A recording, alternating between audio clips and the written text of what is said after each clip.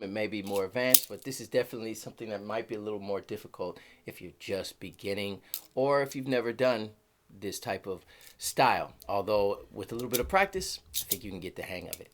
So what we're going to do is, instead of just playing this kielbasa like a shaker, which I'm going to do it on a regular shaker as well, okay, I'm going to use my other hand to help create some accents. And what I'm going to do is just allow my hand to hit the kielbasa to stop it, so that I'm using it as a shaker, but also as like a drum as well. So for instance, so I played a little clave beat there, bat, bat, bat, bat, bat. But if you're keeping the shaker going, right? And there's a lot of different grooves that we can do.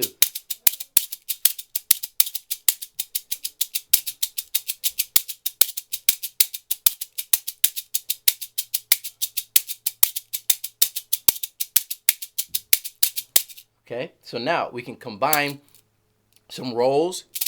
I'm just squeezing with the fingers and try to make it smooth and fluid. And we can add that and combine it. And I'll show you how I'm doing this, and combine it with the strikes.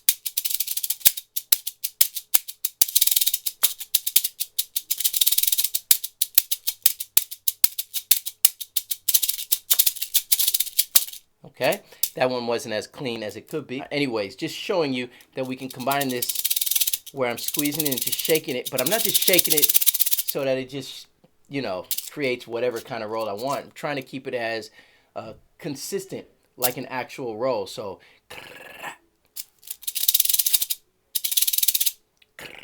you're like 32nd notes, 16th notes.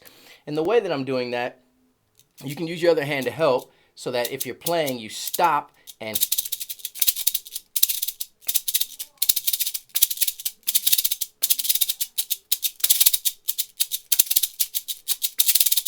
so my other hand is hitting it, but then I'm using the other hand to help shake it instead of all just this hand, and making sure that I stop right on the pulse. 1, 2, 3, 4, and 1, 2, 3, 4.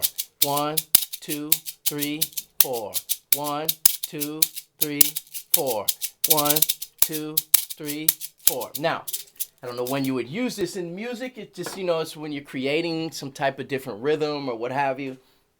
But that's something you can do. Now, with the regular shaker, I got this tube of rice, this plastic tube, it's kind of flexible. We can do the same thing. If I just play like this, okay, I'm playing a little more staccato, adding an accent on the 1, 2 on the beats. But now I can add in even more accent because when I'm stopping it here, it's the element inside is hitting up against the edges even more violently, even quicker, right? Creating a more dynamic accent, a louder accent. And then I can do that other thing.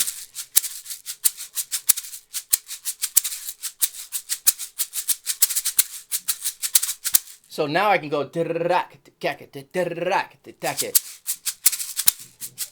I'm just shaking it and then hitting it.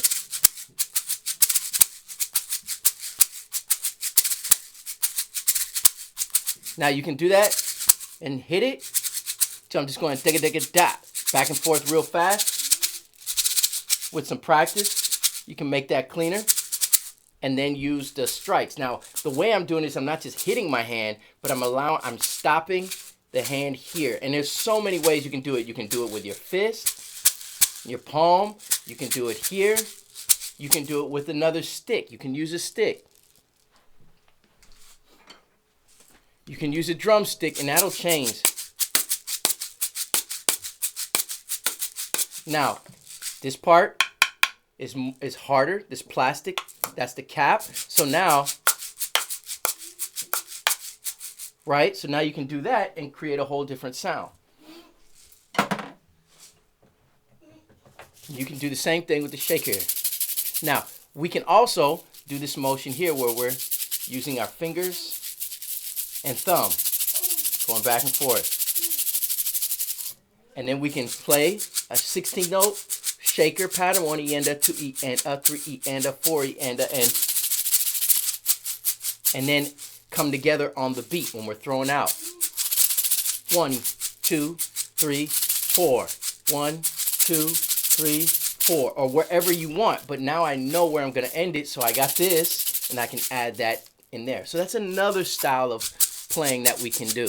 Okay? So then we can also use both shakers.